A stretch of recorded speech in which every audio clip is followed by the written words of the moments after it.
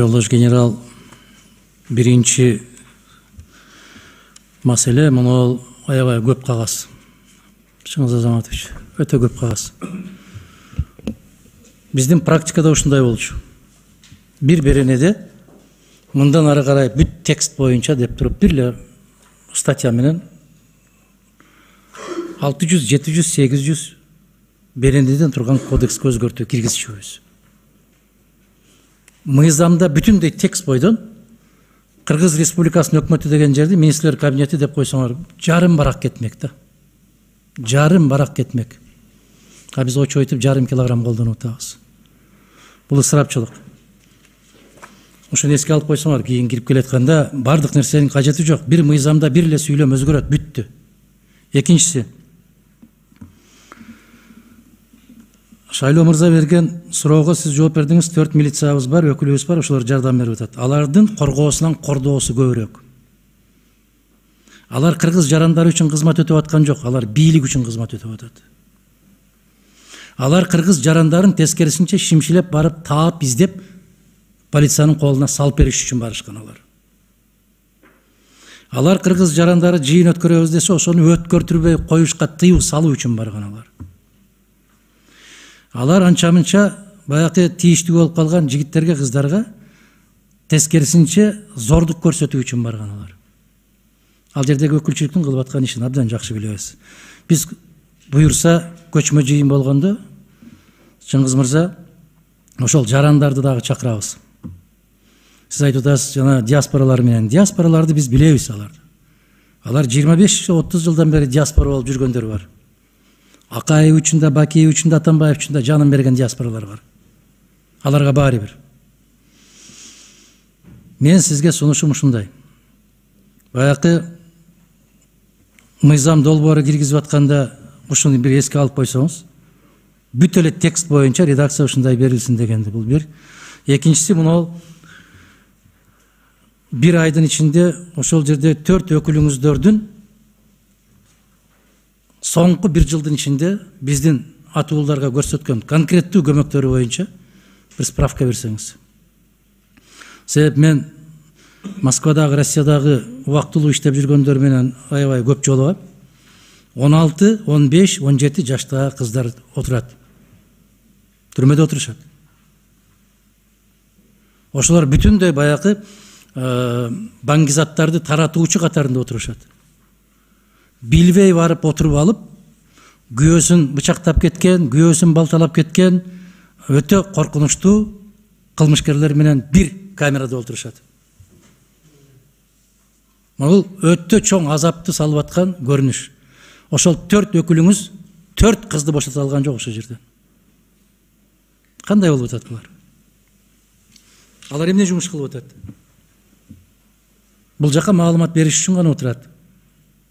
Баягы Евразес боюнча дагы биздин кесиптештерибиз туура суроо берди. Ал жерде кимдер иштеп атканын жарыкка чыгарышпайт. Кандай дейсиз? Рахмат, Владимир Зинович. Сиздин биринчи сунушуңузду эске алабыз. Россия Федерация боюнча сиз көйгөйлөрүн сиз өзүңүз аябай жакшы билесиз. Бирок биз деген биздин 4 кызматкерлерибиз деген ошол кандайдыр бир мыйзамсыз аракеттерге барып атат дегенден биз алыспыз. Биздин кызматкерлер эч кандай баягы саясий иштерге аралашпайт. Ар бири боюнча бизде аз мен айтып кеттим, 9 миңден ашыктаган арыз муң даттарды караган биздин кызматкер жөнөкөй, жана 4 кызматкер. Бир топ жылдан бери ошол жерде иштеген кызматкерлер бар. Сиз өзүңүз барганда жолукканда ар бири менен өзүңүз сүйлөшүп атсаңыз болот. Ар биринин кылган жумушун, бир жылдын ичинде кылган жумуш боюнча отчет берүүгө даярбыз.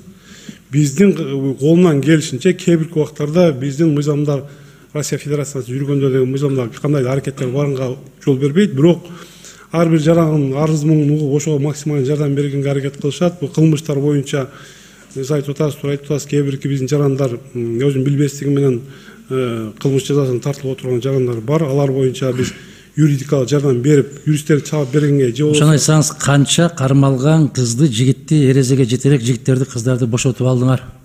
Ошол 4 азаматтын аркасынан.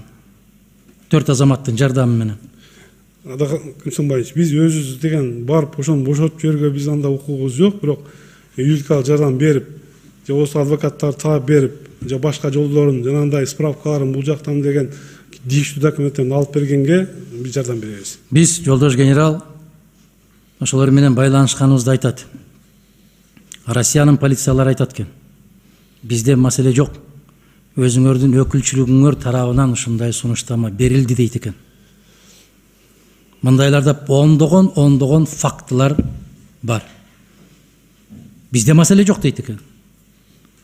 Өзүңөрдүн бул жердеги өкүлчүлүгүңөрдүн суранышы боюнча ушундай чарага барып атабыз деген жоопторду өтө көп угушат биздин Москвадагы иштеп аткан азаматтарыбыз. Аким Сымбаевич, сиз эми көп маселени жакшы билесиз Россиядан. Маалыматыңыздагы бир топ маалымат табууга деген мазмунуңуз бар. Сиз жакында айтып кеттиңиздер, эгерде биздин сиздер тараптан комиссия барса, ошол жерде биздин дагы кызматкер жетекчилер кошуп бергенге даярбыз. Ар бир сиз айткан факттар боюнча, ар бир факт боюнча ошол жерден тактап, ал эгерде биздин кызматкерлердин күнөөсү болсо жооп тартканга даярбыз. Андан сырткары сиздер менен чогуу ошол жерде жумушту кандай кылып жакшыртуу максатында жумуш алып барууга сиздер менен жумуш алып барууга даярбыз. Рахмат сизге. Кылалы, Чыңгыз мырза, абдан туура. Биздин ушул көчмө жыйын болуп аткан мезгилде Ички иштер министрлиги тарабынан сиздер кимиңиздер жооптусуздар. Биз менен чогуу барганга аракет кылсаңыздар. Экинчиден биз алдын ала ушундай бир даярдыгыбызды көрүшүбүз керек дагы. Айтып атпаймынбы? Ошол жерде жашап аткан, убактылуу иштеп аткан жигиттерди, кыздарды эркин жарыя кылыш керек да, чоң жыйын өткөрүшүбүз керек. 3-4 жыл башта алар эркин жыйналып, керек болсо түлөө өткөрөт эле, керек болсо нооруз өткөрөт эле, керек болсо башка бир иш-чараларды өткөрөт эле. Соңку мезгилде ошол биздин өкүлчүлүктүн кесепетинен, Ички иштер министрлигинин өкүлчүлүгүнүн кесепетинен бирдеме болсо эле ошол полицияга замат деле кат даярдап турушат. Биздин ошол жердеги жашап аткан жигиттерди, кыздарды экстремист катарында көрсөткөнгө аракет кылышып атат. Бул жакшылыкка алып келбейт.